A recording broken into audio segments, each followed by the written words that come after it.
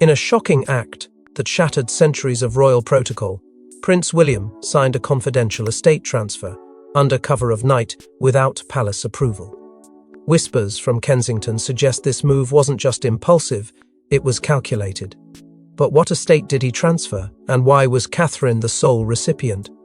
What William did at 2:14 a.m. would change everything. Before we go deeper into what this really means for the royal family, make sure to subscribe so you don't miss a single update. The silence of the palace corridors masked a seismic act of rebellion. Under layers of procedural red tape and age-old customs, William chose to move in the shadows. It wasn't an impulsive decision, sources close to the inner circle claim, but 1 months, perhaps even years in the making. The estate transfer wasn't executed through the usual royal legal channels, bypassing both the Privy Council and the King's formal seal. Instead, it was signed in the presence of 2 aides, whose identities remain undisclosed, using a coded clause written into an older trust document buried deep within Kensington archives. This clause, previously dismissed as ceremonial, had been reinterpreted to grant William a loophole, one powerful enough to stage a royal coup under the guise of a private inheritance realignment. But it wasn't just the document that shocked those who saw it. It was the recipient, not Charles, not Camilla, not even a trust in George's name. It was Catherine, entirely and exclusively. The wording left no room for confusion. Insiders claim the transfer includes not just property rights, but strategic control over assets linked to royal legacy funds, charitable foundations, and symbolic titles tied to the land. One aide who has now gone silent was overheard whispering. He knew he'd be disowned for this, because in one bold signature, William rewrote the internal power structure without the monarchy's permission. As the news trickled through encrypted channels, Buckingham scrambled. A cryptic memo, sent to only 4 senior advisors at 3:01 a.m., simply read, "It's done. Lock down all estate correspondences until further notice." The memo didn't include details, but it didn't need to. The silence that followed said everything. No denial, no clarification, just internal scrambling as protocols collapsed in real time. Catherine, meanwhile, was seen leaving a restricted wing of Windsor an hour later. No security detail, no staff, no visible expression. And that silence spoke louder than any press statement ever could. What made this act even more mysterious was the code used in the deed. Insiders suggest that William borrowed language once used by Edward VIII in pre-abdication communications, embedding phrases only someone deeply familiar with constitutional crisis history would understand. Words like interim preservation and houseborn regency signaled that this wasn't just about property, it was about positioning. Catherine's name was laced through these references, suggesting a deeper strategy at play, one that doesn't align with tradition, but instead leans into a future William is quietly constructing behind royal backs. Yet perhaps the most unsettling question of all isn't what William did, but what Catherine knew. Was she caught off guard by the transfer, or was she the architect behind it? Did she guide his hand behind closed doors, or did he act unilaterally in a final gesture of devotion and defiance? Either way, palace insiders agree the look on her face when she exited that wing wasn't confusion, it was resolve. But what triggered this audacious move? To understand the weight of William's decision, we must uncover the centuries-old protocol he just destroyed. But the royal estate transfer system isn't just tradition, it's law, sealed by Crown and Parliament alike. For a future king to defy it means risking everything: titles, inheritance, and bloodline honor. So what ancient law did William just spit upon? And why? Long before the modern media spotlight and ceremonial parades, royal estates were not merely homes, they were instruments of domination, survival, and legacy. Transferring one without permission isn't a minor infraction. It's treasonous within the sacred fabric of the monarchy. Every estate, from Balmoral to Sandringham, sits tethered to the invisible web of laws approved not just by sovereigns but by Parliament. These aren't just properties, they are living pillars of British constitutional stability.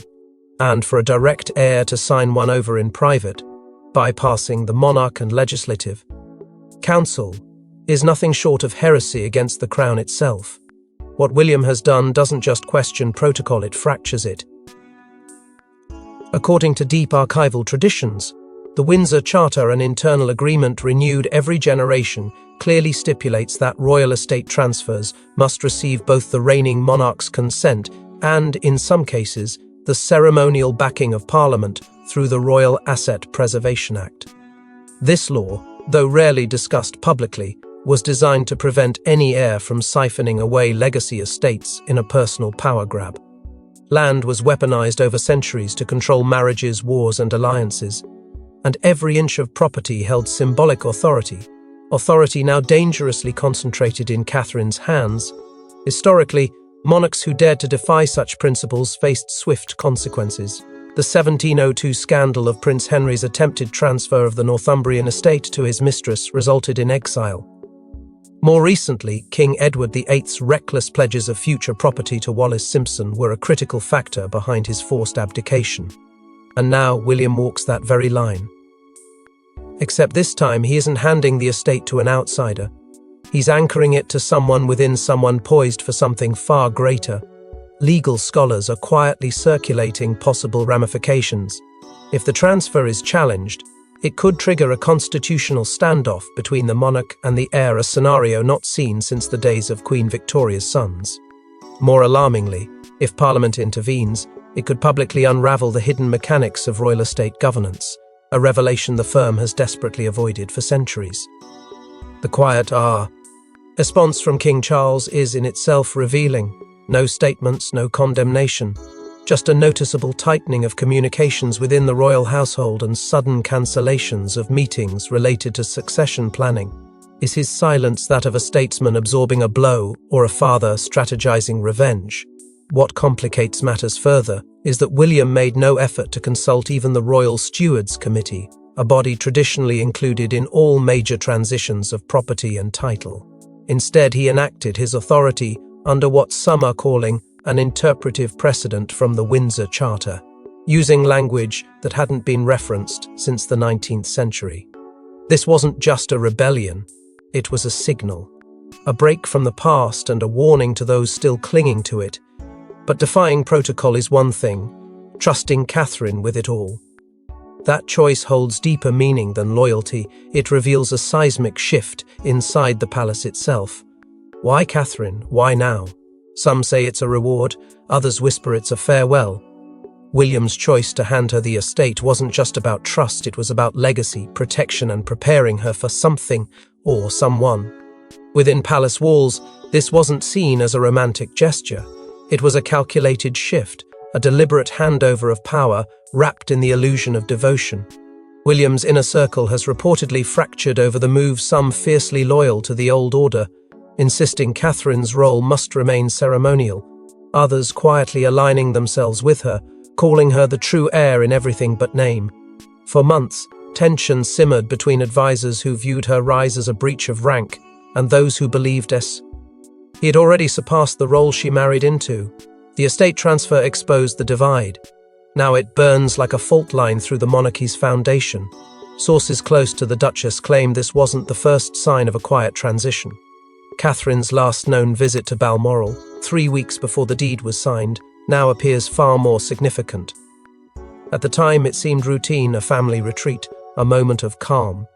But insiders now confirm she left with sealed envelopes bearing both the late Queen Elizabeth's insignia and King Charles's signature. What those documents contain remains unknown, but one aide described them as preemptive guarantees. Guarantees of what, though? Wealth, titles, or perhaps succession? In the days following, Princess Anne and Duchess Sophie were both spotted entering private chambers at Windsor.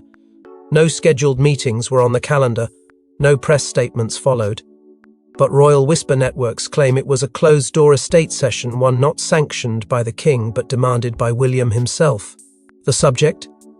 Emergency planning in the event of an unexpected acceleration in royal transition, and all signs point to Catherine as the centerpiece of those plans. The backdrop to this maneuvering grows darker when considering what no one dares say aloud: rumours of a deepening health concern within the upper royal ranks. Though Buckingham has vehemently denied such claims, the increasing isolation of King Charles and the abrupt cancellation of key events have only fueled speculation. If the monarch's capacity is fading and if William suspects time is running short, then placing the estate in Catherine's hands isn't just strategic, it's protective. It shields her from incoming storms, political and personal. Then there's the quiet discovery in the Royal Archives letters from Queen Elizabeth herself, never made public. They praise Catherine not for her elegance or loyalty, but for her quiet power, born not of title but of restraint. In one haunting line, the late Queen allegedly wrote, "She will not demand the crown, she will carry it when no one else can." Some believe these words are more than just admiration, they are endorsement, an informal prophecy, one that William, in transferring the estate, may have just fulfilled. Because if this move was about loyalty, he would have done it publicly. If it was about sentiment, it wouldn't have required secrecy. But it was done in the shadows, wrapped in codes and executed with surgical precision. That doesn't suggest romance, it signals war. If Catherine is truly rising, someone else must fall, and the palace's response would be immediate, brutal, and deeply personal. When Camilla learned of the estate transfer, palace sources claim she screamed, "He's handing her the crown." The tension between her and Catherine was already volcanic, but this act sparked something irreversible. The moment news of the covert estate handover reached Clarence House, the tremors began, but it wasn't a controlled reaction, it was an explosion.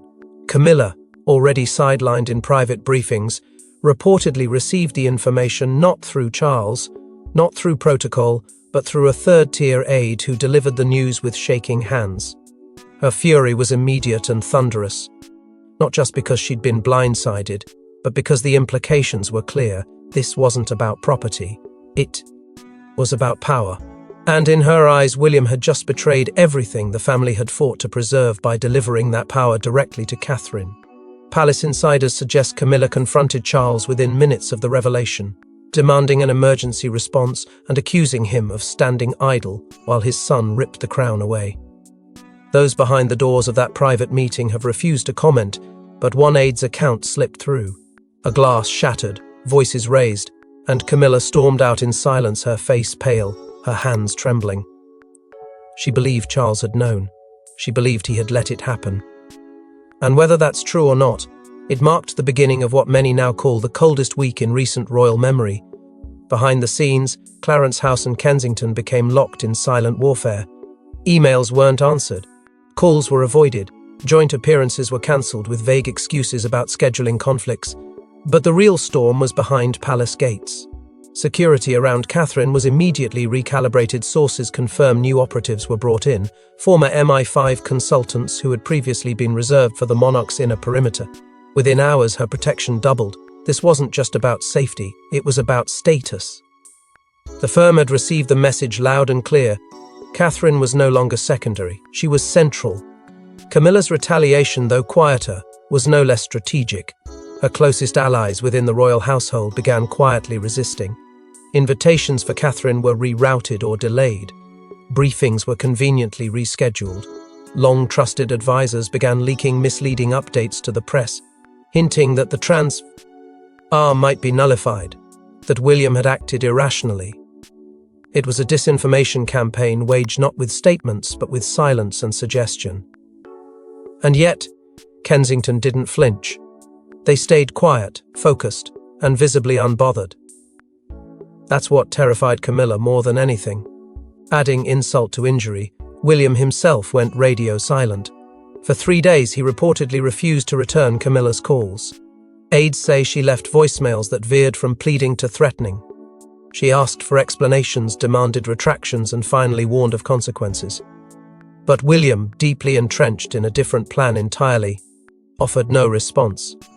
His silence wasn't neglect, it was a message, one that confirmed everything she feared.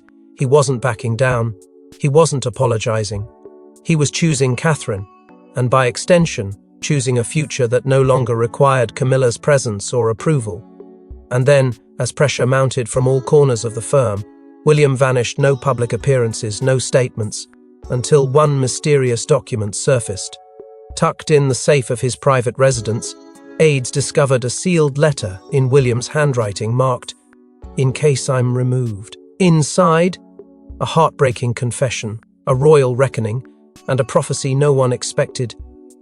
No press statement followed. No clarification came from the palace. But behind closed doors, those who read the letter knew instantly this wasn't a retreat. It was a warning.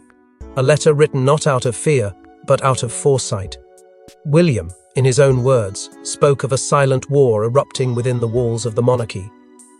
He detailed whispers of sabotage, movements in the shadows, quiet betrayals committed by those he once called family. There are forces, he wrote, that wish to reverse what has been put in place. They operate through charm and deception, but their aim is simple: take back what was never truly theirs. The estate, the crown, the future, all of it at risk. And then came the line that sent chills through those who read it: Catherine is the only one who knows what's coming. Not a claim of strategy, a statement of necessity. The language was stark, stripped of politics, filled instead with raw urgency. It wasn't about love, it was about survival. A man preparing to be silenced. A husband trying to anchor his wife before the storm. Further down, the letter makes reference to a hidden faction, a group working to unravel the estate transfer, leveraging old alliances and archaic laws buried deep in royal archives. William accuses them of plotting to stage a reversal under the guise of tradition. They speak of preservation, he wrote, but what they seek is power. And if they succeed, everything my mother fought for dies with me. That line, his mother, wasn't just emotional, it was deliberate. A callback to the legacy of Princess Diana, her dream of a modern, compassionate monarchy, one rooted in service, not self-preservation. William, it seems, believes that dream is under siege. But the most haunting part of the letter wasn't political, it was personal. If you're reading this, he wrote, then something has already happened. I will not fight them if it costs my family peace. But if I am gone, either in title or presence, Catherine must continue. She must carry it all, even if she walks alone. The letter does not mention abdication, yet its tone suggests a man preparing. G for distance, for exile, or worse, irrelevance.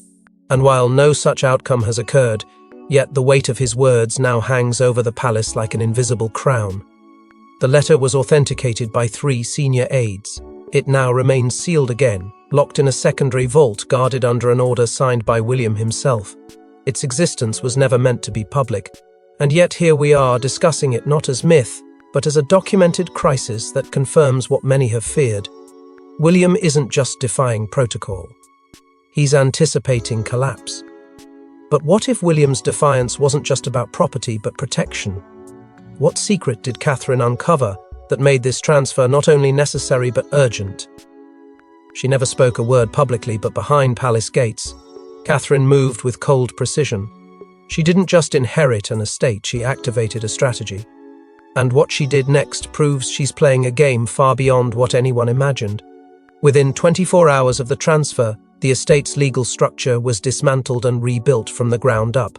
In a move that caught even royal advisors off guard, Catherine initiated a full audit and restructured the guardianship titles across every segment of the estate.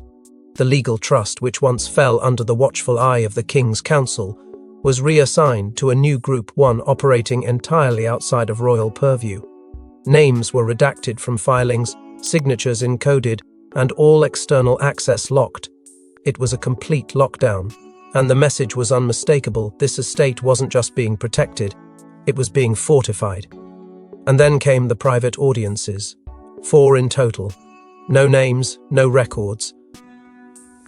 But whispers suggest that at least 2 were high-ranking figures from the Royal Finance Oversight Group, while the others, well, even the most seasoned aides admit they haven't a clue.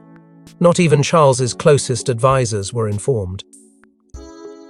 The meetings took place in silence, scheduled only through backdoor channels. One staffer confided that the participants entered and exited like shadows. Whatever was discussed remained sealed, but the result was immediate. Several known assets linked to Camilla's extended family disappeared overnight from royal trust registries, stripped of ties, erased from legacy records. This wasn't emotional retribution, it was calculated disentanglement. Catherine was cutting cords, not just from Camilla, but from the entire branch of royal legacy that threatened to encroach upon what had now become hers. The estate was no longer neutral ground. It had become a stronghold, and Catherine stood at its centre with unshakable control. As tensions rose, familiar faces began to reappear under new circumstances.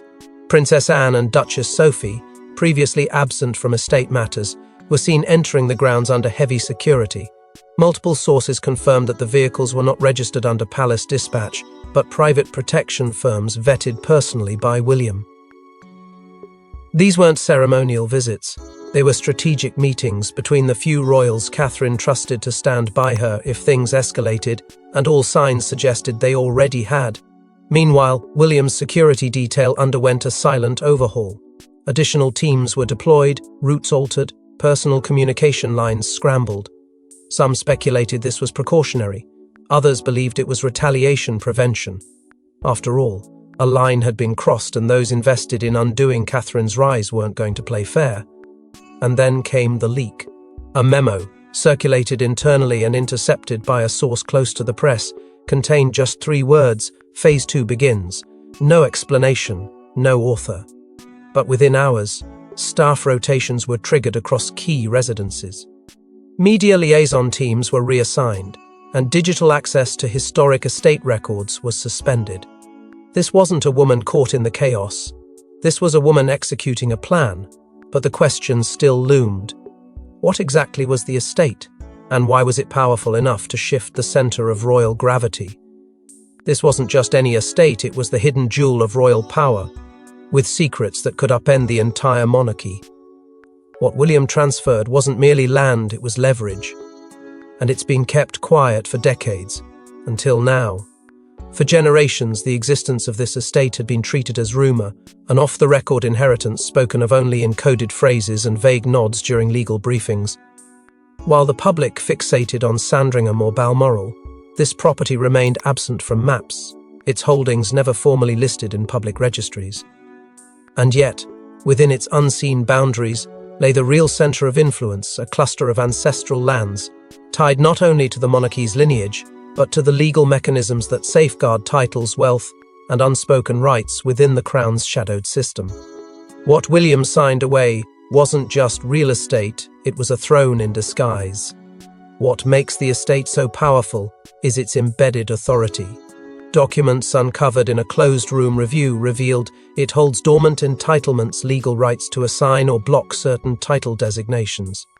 These aren't the sort of ceremonial honours waved about at coronations. They are legislative tools buried in centuries-old royal charters, capable of influencing succession, financial oversight, and even diplomatic land exchanges. And here's the twist: these particular rights are immune to revocation by the current monarch. Not even Charles can undo what's locked into this estate's charter. By transferring it to Catherine, William didn't just secure land, he broke a chain and rewired it to her name. The estate also houses a sealed archive, its contents restricted under a clause only triggered in the event of unprecedented royal conflict or structural compromise of the Crown. Inside, according to an aide who spoke under extreme confidentiality, are handwritten letters by Queen Victoria herself. Letters reportedly detailing her private beliefs about the future of female influence within the monarchy, and drafts of decrees that were never released publicly. One such document allegedly refers to a reserve matriarchy, a contingency framework placing exceptional authority in the hands of a female royal if the Crown's leadership ever fractured.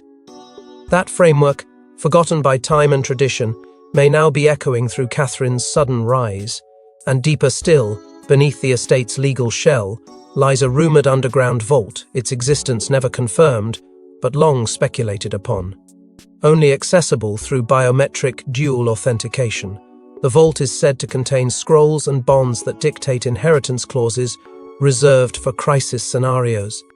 These aren't just symbolic artifacts, they're live instruments with the power to redirect estates, elevate titles, and even suppress legal challenges from internal family members.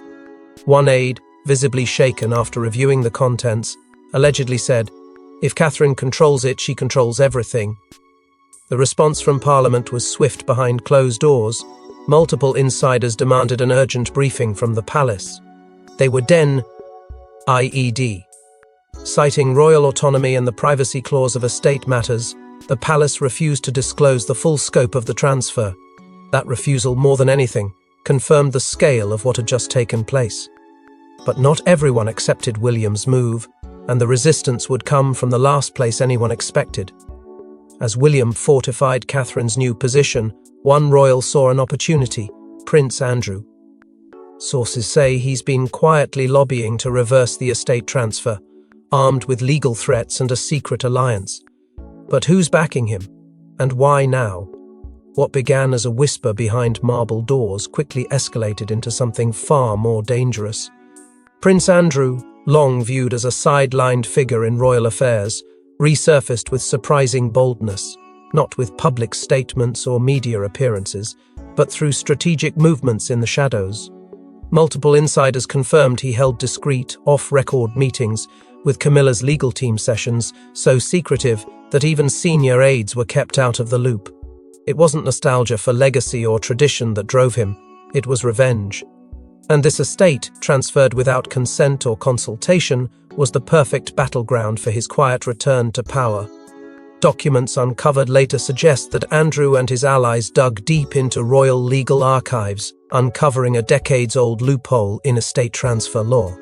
A clause, originally drafted to protect royal lands during wartime, was twisted into a tool to challenge William's action. Their argument? That the estate falls under collective succession inheritance and thus could not be lawfully granted to Catherine without a formal family review. It was a stretch, but not an impossible one. And with the right signatures in the right corridors, even fiction can find its way into fact. Andrew didn't stop there. Under the guise of royal preservation, he discreetly reached out to several members of Parliament, floating the idea that the transfer threatened institutional balance. His pitch was cloaked in concern. What if future heirs begin making unilateral decisions? What safeguards protect royal unity? But beneath that language was a clear ambition to force a parliamentary inquiry, and perhaps even pressure the Crown into reconsidering Catherine's newfound authority. Fueling Andrew's crusade was a mysterious financial backer, a donor whose identity remains undisclosed, but whose influence has grown quietly behind the scenes. This individual reportedly offered to cover all legal expenses, mobilize political advisors, and if necessary, bankroll media campaigns to shift public sentiment. With that kind of backing, Andrew wasn't just a disgraced royal seeking redemption. He was a ticking time bomb aimed directly at William and Catherine's fragile new dominion. Through all of this, Buckingham Palace remained conspicuously silent. No denials, no defences, just a wall of cold refusal to comment. That silence, according to one aide, wasn't neutrality, it was paralysis. Internally, the royal family was splintering again, and no one wanted to admit that Andrew was holding a match to its foundations. Privately, William is said to have been furious, not because Andrew was making noise, but because he knew exactly why. He's always wanted to burn the house down, William reportedly confided to a longtime aide. Now he thinks he's found the torch. The stag was set for a final confrontation, but no one expected the person who would end the battle to be neither Charles nor William. As the dust settled, one figure emerged unshaken. Catherine, once the silent Duchess, now stood at the heart of royal power, not crowned but unquestioned, not announced but recognized. This was more than an estate. This was succession by fire. In the wake of the chaos, there were no press briefings, no trumpets of recognition. But something far more powerful emerged: quiet acknowledgement. Deep within palace systems, internal communiques began to shift. Directives once reserved for the reigning monarch's inner circle now included Catherine. Her name appeared in threads marked strategic alignment. Her initials were embedded in sealed logistics memoranda, once only designated for the sovereign. There was no ceremony, no ribbon cutting, but to those who knew how to read between the lines, the message was unmistakable. A new center of gravity had been established. With it came change not just in policy, but in protection. Security protocols were updated in silence. Catherine was now tagged with priority royal status, an elevation that granted her unrestricted access to high-clearance documents, facilities, and crisis response channels previously guarded by generational tradition. The move wasn't symbolic, it was tactical. She was no longer being watched. She was now commanding what needed watching. And then came William's final message. Not delivered publicly, but leaked through an aide in what many believe was an intentional act of closure. It was always meant for her. The note read, "Not a justification, not an apology. Just truth, distilled and undeniable." The moment had never been about rebellion. It had been about recognizing the only one willing to lead through silence, not spectacle. Anne and Sophie, stalwarts of the royal machine, were the first to formally close ranks around Catherine. In a closed council meeting, one deliberately unrecorded, they endorsed her handling of the estate and affirmed their continued counsel moving forward. The symbolism was enormous. Two women with decades of institutional loyalty, choosing Catherine not just as kin, but as command. Camilla, once feared as the palace's power broker, saw her influence dissolve almost overnight. Her name disappeared from select event schedules. Private briefings, once addressed to both her and Charles, now bore only his initials. Sources say she was not removed but quietly repositioned, a phrase that in royal language means exile without departure. And then there was the whisper, never confirmed, never denied, that Charles, in a rare moment of introspection, offered Catherine a private title. One not meant for display, but for legacy. What the title was remains unknown, but those who witnessed the exchange say Catherine didn't answer. She simply nodded and walked away. And so, what began as a forbidden act became a declaration of succession. But in the monarchy, nothing remains silent for long. Thanks for watching. Please don't forget to like and subscribe, and we will see you in next one.